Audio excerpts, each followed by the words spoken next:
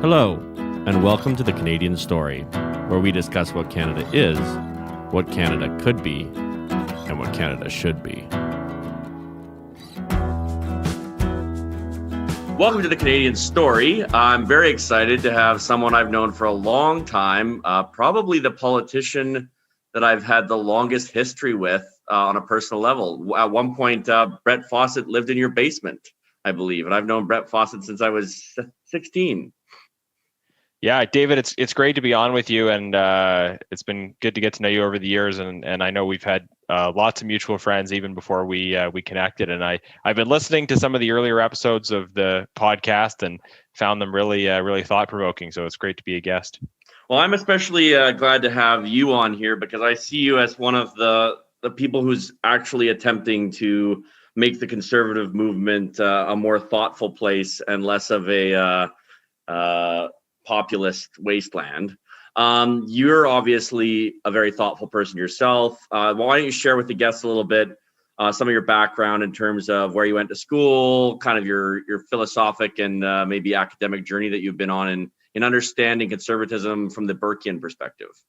Sure, thank you. Well, there's a lot of people in the Conservative Party that are, I think, very thoughtful. There's maybe certain stereotypes about our movement that people outside of it like to push. But the thing about the conservative movement, the conservative tradition, is that it's made up generally of people who have strong views on things, but varied views. Especially in Canada, we see conservatives drawing from different roots, and as a conservative, as part of the Conservative Party, I would say I see value in many of those different roots.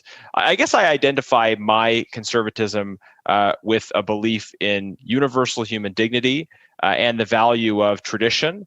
I'll often invoke Burke in this context, not because I agree with him on everything or think he's the sort of sum total of all conservative wisdom, but this basic idea that if you buy a new house and if you see a pillar in the middle of the house and you don't know why it's there, your first instinct shouldn't be to knock it down, right? Oh, it doesn't look like we need this. Let's get rid of it. It might be holding up the roof. It might not be holding up the roof, right? And there, maybe you can get rid of it as part of a renovation project. Yeah. But it's important to at least know what it does before you remove it, so you can be certain that you don't need it anymore. That's, I think, broadly speaking, a Burkean disposition to not believe in change for its own sake, but to make sure we're preserving the goods of our society and passing them on unimpaired to the next generation instead of just trying to change things and see where it goes. I love that, and I want you to dig further into that idea. Like, can you give me some examples of maybe pillars? I love this because I always say progressives have a problem. They can't tell us where we're going. Right? So progress for progress' sake is stupid, just like labor for labor's sake is stupid, right? If I have a pile of stones and someone works all day to move it to the other side of my yard, that is not a productive use of labor. Similarly, progress without a destination is just wandering around in circles. So here's how I would put it, and this is potentially a challenge for both progressives and for conservatives, is that we generally define political movements based on a disposition towards history, right? Progressives are saying, let's change things. Time for change, time for something new. And conservatives are saying, well, we've got to preserve the good things that we have, right? And I guess the problem with that categorization is, first of all, it doesn't. Those things don't have to be exclusive. I mean, I think generally what we want to do is improve things that need to be improved, and keep the good things. And keep the good things. Yeah, the tradition of kind of reforming conservatism. Conservatives generally define themselves as kind of being anti-revolutionary, at least in most contexts. There may be exceptions, but when generally, if you completely blow up the existing system with some utopian vision of what could be perfect in mind, you're going to create other kinds of problems. But that doesn't mean being reactionary in the sense of always rejecting change. It means that you try to you recognize that we are creatures of history and that we're building on where we are to try to move towards something better. But conservatism without any clear sense of what ought to be conserved, or progressivism without any clear sense of where we should be progressing, neither of those tendencies really make sense. I do think conservatives, sometimes it's not really that they read Burke too much, but it's that they create a false caricature of Burke, which is, we're always just trying to preserve the past. I do think conservatives need to articulate grand visions of the future as well. Often we speak negatively about something being utopian, but I think conservatives should all read Thomas More's Utopia, which is the origin of this term. So Thomas More, or Saint Thomas More, as we call him in the Catholic tradition, he was an English politician, somebody who ultimately gave his life for his convictions, but also a very thoughtful writer and humanist. He wrote a book called Utopia, which sort of kicked off this genre of utopian fiction, where he imagined this place, Utopia, and he described the characteristics of that place. And Utopia is Latin for no place, so it's very obvious, kind of but it's not a program for revolution, and this is the difference, right? He didn't say we need to destroy everything we have and create something new, but he did say let's imagine places and situations where things are done differently, and let's use that imagination of what could be to kind of pollinate our own political activity. So I think maybe we can learn the lessons of that kind of creative imagination that we get from someone like Thomas More, but also an appreciation for our traditions we get from Burke, and a rational conservatism, a thoughtful conservatism, a reforming conservatism kind of puts these two tendencies together and seeks to draw the best from them. So I want to go deeper into what you just said, because I love a couple of things. First, I didn't know St. Thomas More wrote Utopia, so that's awesome, because I love St. Thomas More. But also, you said traditions, and you used a phrase there that I want to pull out. You said, in my Catholic tradition, which I love. You do a lot of work with various different traditions, like Hindu tradition, the Sikh tradition. All of these they're traditions, they're ways of living, they're wisdoms that we follow, right? At least that's what we believe, or we wouldn't follow them. In your work doing all this multicultural stuff, how do you see conservatism being married to the idea of diversity of community? Now, I say this all the time on the podcast. I don't think diversity is a strength. Diversity is just a fact. It could be your greatest weakness, right? Yugoslavia fell apart because of diversity. So diversity is not strength, as Trudeau likes to say. But unity can be. I love how you were talking about your tradition. How can you love your tradition and love other people's traditions as well? Yeah, so that's a great batch of questions, and I may miss some of them as I respond. Oh, don't worry, I'll remind you. So one of the things that I particularly love about Canada is I think we have one of, if not the best functioning pluralism in the world. That is, we are a place that is, as some have said, a community of communities. We don't have sort of some revolutionary Republican blueprint of the way everything should be. We have systems of accommodation. We have common values, and we also, in the midst of that, are able to live well together while preserving a commitment to our own particular convictions and traditions. That's what makes Canada special. You're right to say it clearly has to be diversity plus something else, right?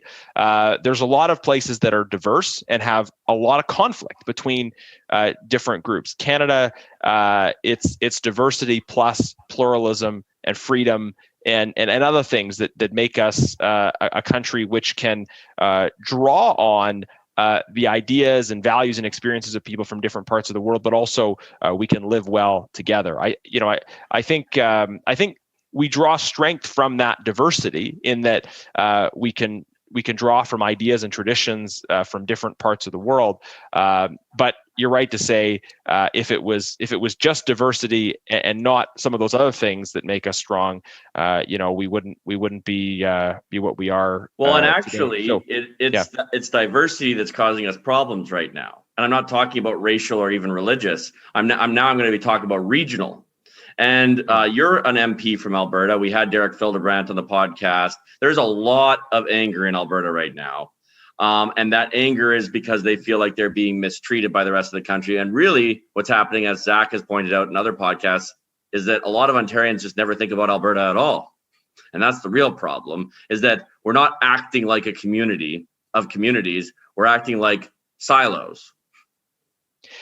Yeah, so I did listen to your conversation with Derek, and I've known Derek for a long time as well. He and I both went to Carleton University, and I think there are some aspects of his historical analysis of Canada's founding that are correct, and I think it's important for us to take note of. Could you mention which ones you agree with and disagree with? We are going to be he's going to be debating Anthony Kosh soon on this topic, but I would love to hear your thoughts on it right now.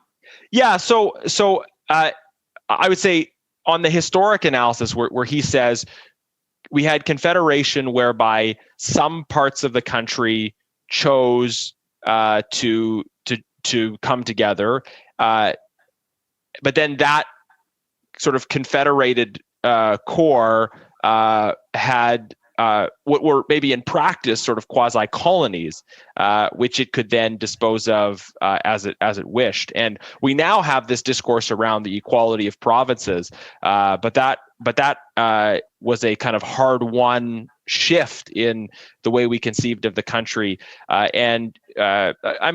I think we can see sort of other examples of this where, at our founding as a country, we talked about two nations.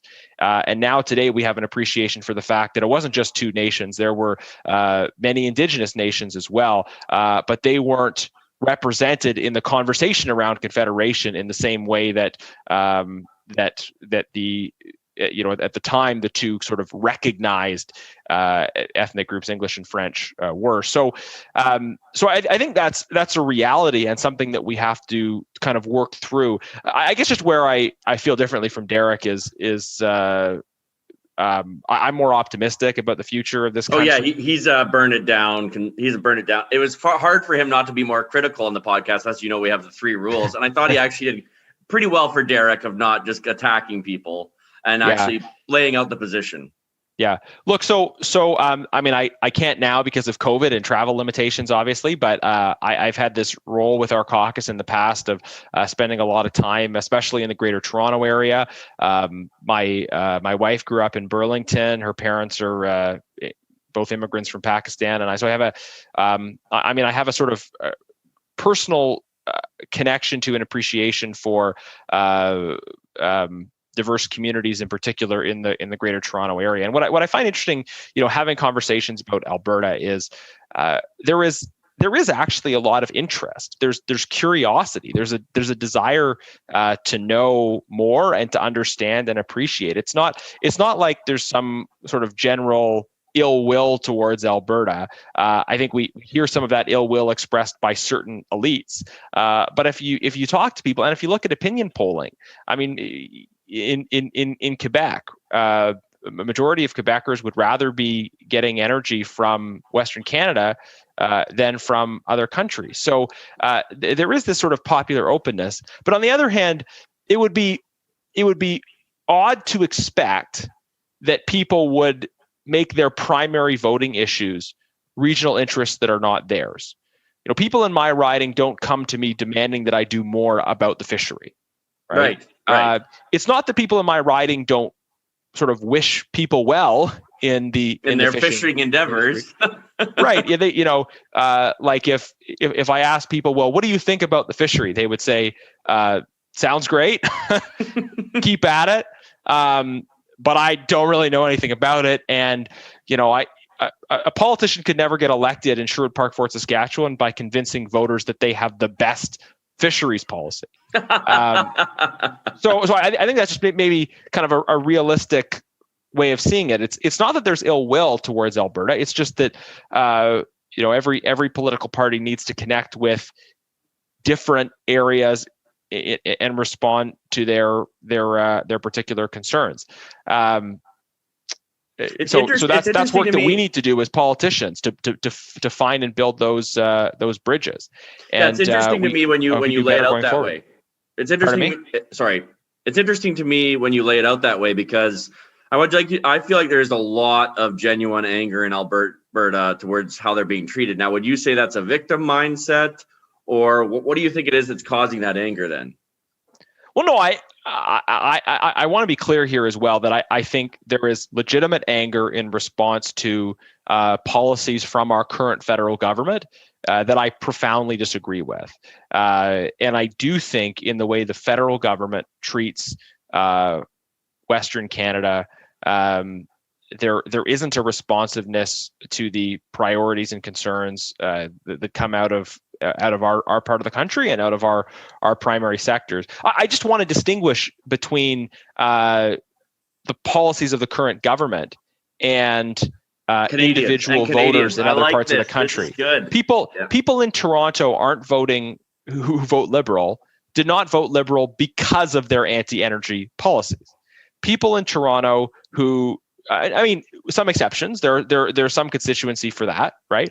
But most people who voted for the Liberals in Toronto, it was because of other reasons that were more local to their own particular concerns and priorities, not because they were supporting policies that were at odds with the interests of Western Canada. So what my party needs to do going forward is find a way of speaking to all of the different regions of the country and speaking to their priorities, and not in a way that means saying one thing in one place and another thing in another place, but including in what we're proposing an appreciation for all parts of the country. And I think we have the potential to do that, to be really a truly national party. And I make this point, we look at the different parties we have in the House of Commons right now. Most parties are not represented in Western Canada. We have a very strong regional party, separatist party in Quebec. We have we have some parties that have virtually no representation in rural Canada. Conservatives have the potential to be a truly national party crossing those divides.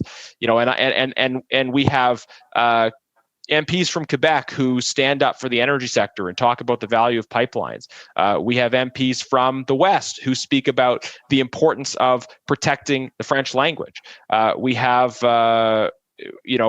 urban MPs that understand and appreciate the challenge of rural crime. We have rural MPs who are committed to addressing money laundering and housing prices and some of the big issues in urban Canada. And we need to have a strong national party that's really committed to achieving that. So much of the unification of our country has happened inside of political parties. It's been political parties that are putting together these national coalitions, and I'm hopeful that we'll be able to do that going forward.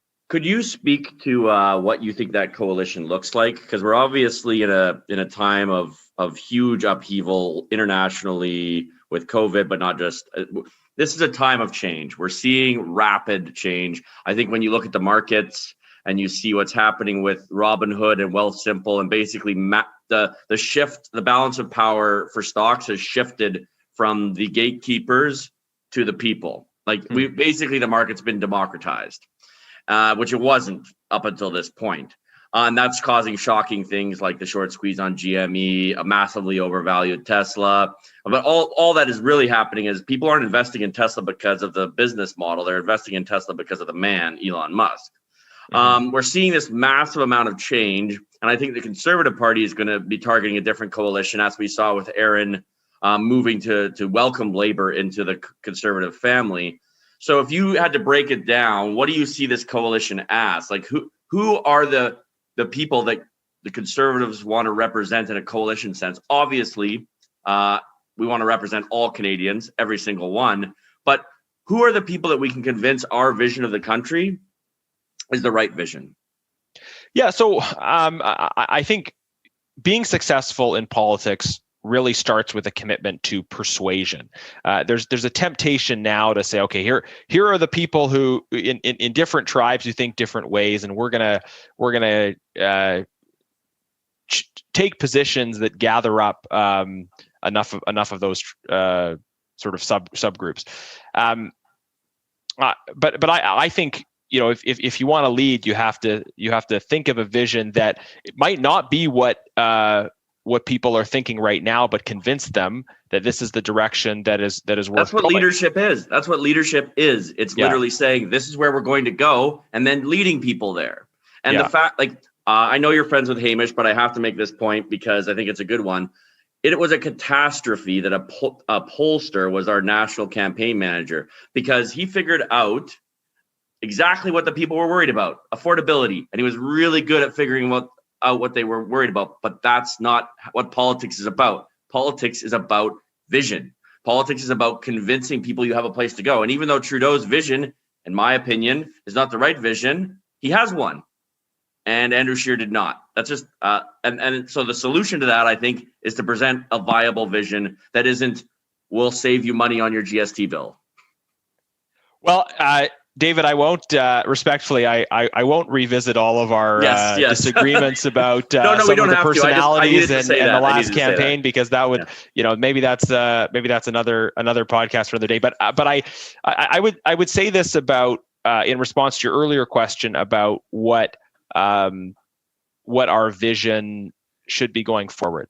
I've written about this in a couple places. Like, I don't think we can have less government until we've figured out what the alternative is, and until we've actually reduced the demand for government, the need for government.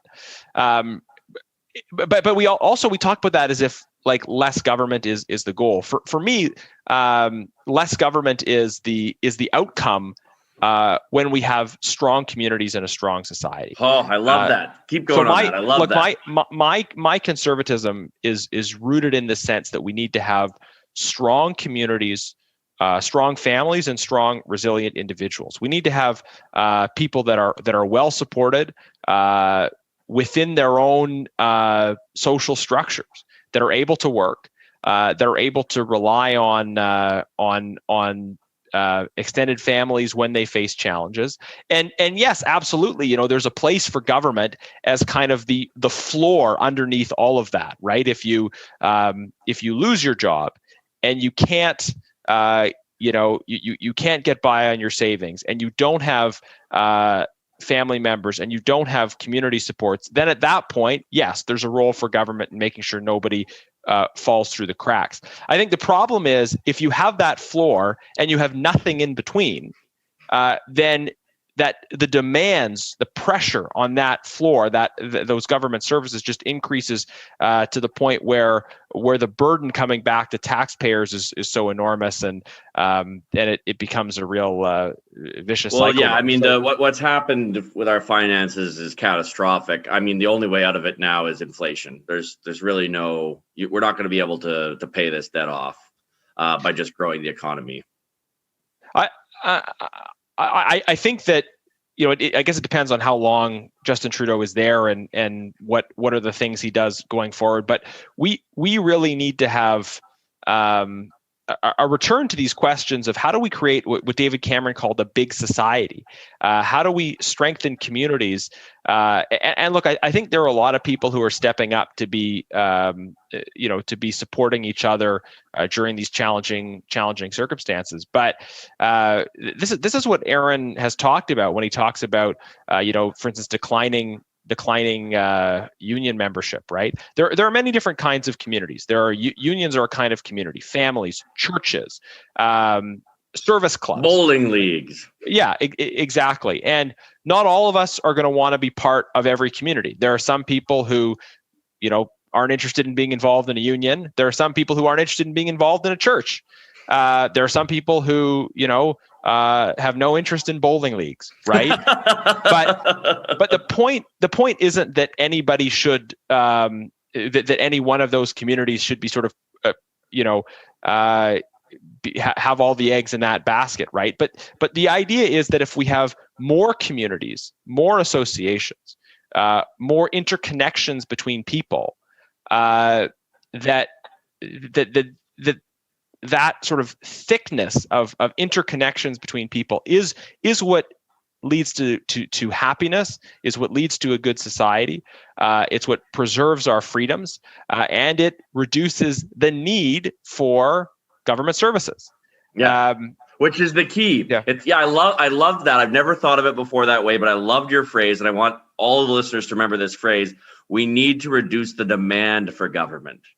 It's not what I think a lot of conservatives have always been about cutting supply, right? Yeah. If we don't, and look, I would be clear in this as well, that I think the purpose of building strong community is to build strong community. Community is a good in and of itself. It's not a means to some other end. But for our libertarian friends to feel reassured that the outgrowth of strong community is less demand for government.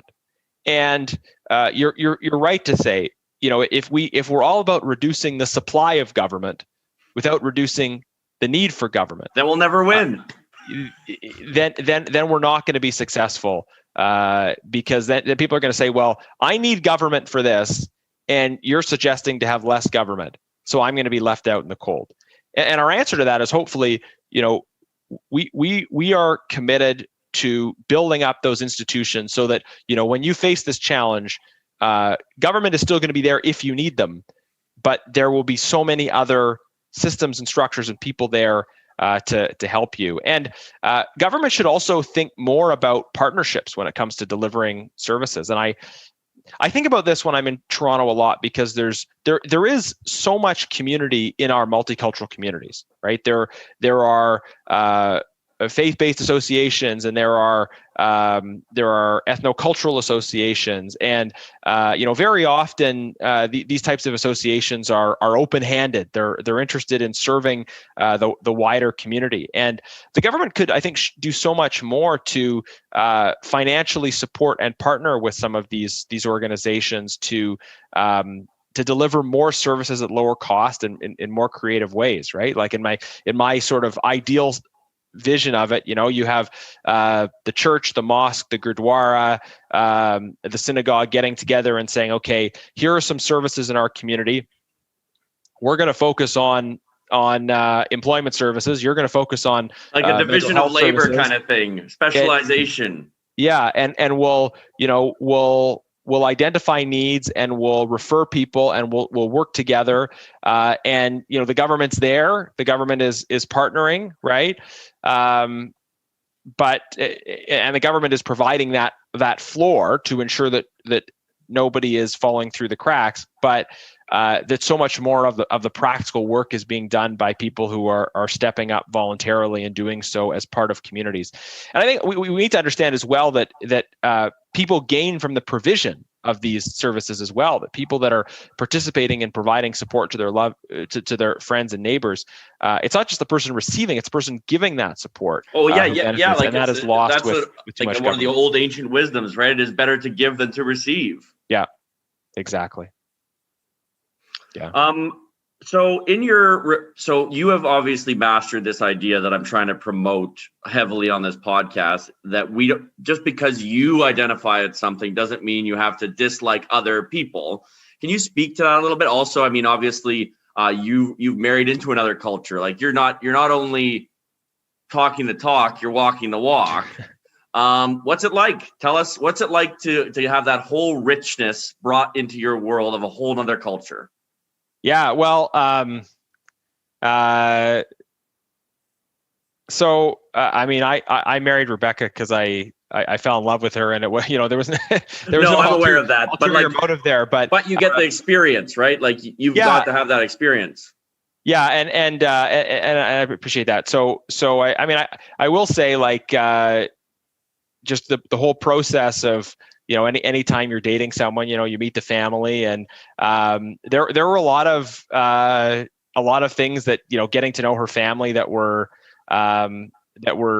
were different and unique for me to, I came from a family that in my mind, we were a very close family, right? Like we were a very integrated family. But a lot of South Asian families, they bring familial connection and closeness just to a whole new level. And there's also sort of some different norms about respect. So I was at an age where I was very used to calling other adults by their first names, right? So, but in their world, the expectation was that because they're older, I would call them Mr. and Mrs., right? And the interesting thing was that when my grandfather came, who's kind of a generation older than her parents, they called him Mr. Taylor, and he was sort of as confused by this as I was. He sort of said, you can call me Richard, and they kept calling him Mr. Taylor, right? And because that was sort of so these some of these cultural norms around family, around respect, are interesting things to learn. But the other point I would make is, one of the great things about our pluralism is that there is this difference, but there's also substantive values that we can learn from each other. Right? Yeah, give me an example, because I want to. Yeah, I totally agree. That is the whole point of this podcast. Yeah. So, and I'm sort of putting my thoughts together on this sort of, but a lot of us a lot of us who are, white like me, maybe come from a sense of what's been called like the Northern or Western European marriage pattern, which really emphasizes the nuclear family, which is that, when I say family, people who come from a similar background as me would think nuclear family, as in mom, dad, and kids. And then when the kids grow up, they leave and form their own family with somebody else. And yes, they're part of the structure of extended family, but it's but the core family unit is the nuclear family. I think for a lot of people from other cultures, there's much more of a sense of family as the extended family. And when two people marry, it's not them going off to create their own family. It's rather the coming together, the unifying of two extended families, right? So I think that this extended family concept is very important in my wife's family, and there are parts of it that were initially sort of odd to me, right? So, if we're traveling somewhere and there's this like distant cousin, right? Fifth or sixth cousin 8 times removed or something, and, right. And her mom would tell us, oh, you have to visit so and so, and I'm just trying to understand, like, well. I could be related by this many degrees to somebody I walk past on the street, right? Like, but no, this value of family as being this extended thing has a great deal of value, because it means that there's so much more connection and support. Right. My wife's made the point that as much as I might joke about, fifth cousin 8 times removed, these are people that in a particular sense would have our back. And, I see, there's some liberals in my wife's extended family. Right. And they're all, generously, enthusiastically supportive of me as a conservative MP, because there's that, right. that family connection. I love and that. sometimes in if you don't have that extended family ethos, then you get people that are a bit more isolated, right? That they and then sometimes there's this ethos of non-interference, right? Like, oh well, a person's doing something that could lead to problems for them, but we're not going to tell them we think that their life is not going in a good direction, because we don't want to interfere, right? Mm-hmm. And of course, it's possible to interfere too much, right? But these interconnected extended family structures in which people are invested in each other's well-being that are much more normal in many cultures around the world compared to what is sort of the default often in kind of Northern and Western European culture. I think there's a lot there to learn from. I actually absolutely love that concept. And one of the things I love most about it is what you're saying around the idea of taking care of one another. Because the thing I hate most about government, and I'm going to criticize and then I'm going to give a solution. The thing I hate most about it is it's impersonal, it's bureaucratic, you're just a number to the people you're talking to. You're not a person. And I had an experience recently in a bank where there was some fraud going on and my card had been stolen and I had to go in. And it took me 3.5 hours for them for me to convince them that I was myself, even though I had ID and all this stuff. And the only way I got through is I said to the lady, can you think about this from a human perspective as opposed to a rules perspective? And I'm saying this because when I think about the desire of, let's say, socialism, to make sure everyone's taken care of, that desire is a really good desire. And we should praise people's hope that the society they live in will help take care of the most vulnerable, the people who need it, and that nobody will be left behind.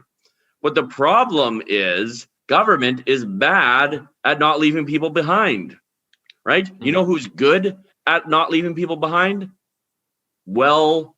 Functional, emotionally mature families or community, or maybe in some crazy visionary future, Canadians could care about helping other Canadians. And there are little ways in which this is really the case already. Think about if you got your car stuck in Sherwood Park in a snowbank, people would pull over and help push you out. Mm-hmm. That's the Canadian story, is that when it gets cold, we help each other push our cars out of the snow. We help you. There's shoveling. This is a great tradition that we have as a people, and I think we need to magnify that into how can we help one another all the time, because a rising tide lifts all ships, right? We should all be the tide. Yeah, I think people want to help each other and are willing to help each other. What's often missing is those sort of structures of support. I think we also sometimes have a culture of non-interference, right? And I think that, like that's good in some situations, right? But if somebody is having a challenge in their life that's not as visible, right? Okay, you get your car stuck in a snowbank, people are gonna see it, right? Yeah. But if you have a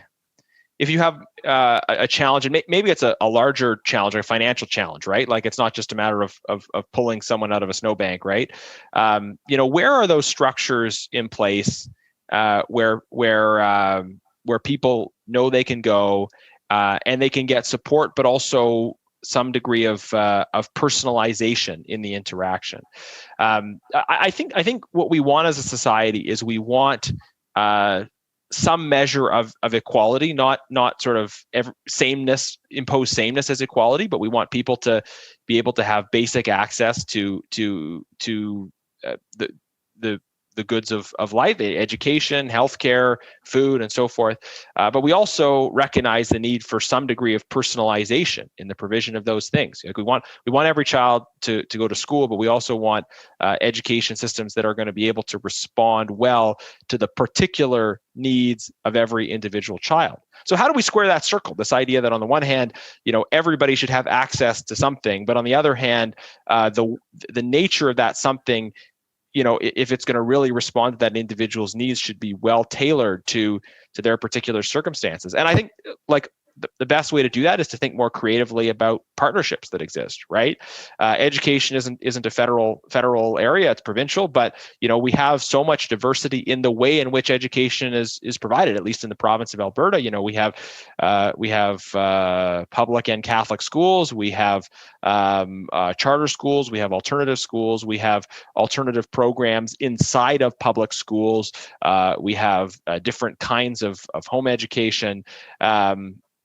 And that is sort of trying to marry these values of equal access, but also that personal connection. So the government can be involved, but if we can do so much better, even in terms of government services, never mind everything else, if we have strong partnerships and strong community.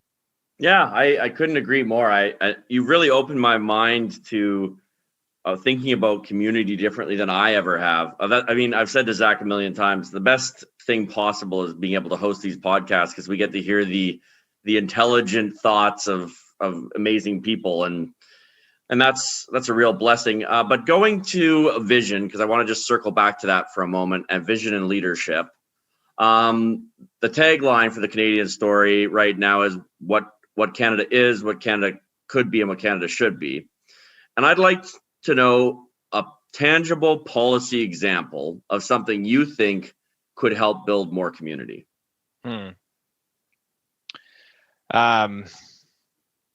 Yeah, I mean, there's so many different policy areas that we could talk about in that context. I mean, right now we have this unique model of private refugee sponsorship, and this is just a great example of partnership, of community that if a refugee family is coming to Canada, what makes sense for them? On the one hand, government sponsorship where they are, we're writing a check every month and figure it out, right? You fill out the forms, forms, right? Yeah. And then after a year, the government assistance is done, and hopefully you figured it out then. So that's kind of one model. And then the private sponsorship model is where you have it could be a group of individuals, could be a community. Churches are very involved in this as well. Say we're gonna sponsor a family, and we're going to financially put up the money necessary, but we're also going to build relationship with these people. We're going to try to facilitate. How do we give these folks the information they need about Canada, and how do we just build those meaningful human connections, and we can track the data on the success of privately sponsored versus publicly sponsored refugees. We know that even 10 years out, privately sponsored refugees are less likely to be receiving government assistance than publicly sponsored. 10 refugees. Years out, really? 10 years out, that there is still, if you look at the charts, there's still that gap, and it's a wider gap earlier on, but there's still a gap even at the 10-year mark. So look, that's something that's already happening. But in terms of policy going forward, I think there's so many things we could do to strengthen private sponsorship. And a lot of private sponsoring organizations, they're concerned about unnecessary red tape. They're concerned about delays. And the costs are significant. So maybe instead of having private and public sponsorship, we could have there have been some models of this in the past of joint sponsorship. I think we had a program like this focused specifically on LGBTQ refugees, and it was a joint sponsorship. So it did emphasize people needing to step up and provide sponsorship dollars and be there to welcome people into community. But then the government was also helping to reduce the cost burden on those private groups. Probably we'd be better off if every time a refugee comes into Canada, even if the bill is 100% carried by government, that at least you have some community group that's there as kind of a relational human bridge. Like there are government programs in terms of settlement services and these guys, but the bridge created by a personal relationship just means so much. And so we could build these programs out to do more, and certainly have a look at the complaints that refugee sponsors have around red tape, because this is going to be a big source of discouragement for people who want to work with government. I hear it on the development assistance front as well, right? On the one hand, people want to step up and they have good ideas and they want to partner with government. They recognize that there are things maybe government can do that will help align with what they want to do, but there are limitations because they have to fill out all these forms and they have to position their proposal in such a way as to get noticed by those who are responsible for assessing the applications. And